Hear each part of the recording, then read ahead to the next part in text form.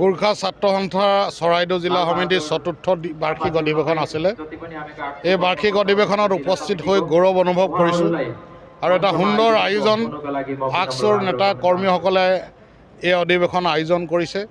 আৰু সকলোতকৈ ডাঙৰ কথা যে এই গাঁৱৰ সকলো পৰ্যায়ৰ সকলো বয়সৰ একেবাৰে শিশুৰ পৰা আৰম্ভ কৰি বৃদ্ধজনলৈকে সকলোৱে অনুষ্ঠানটোত ইমান ওতঃপ্ৰোতভাৱে জড়িত হৈছে।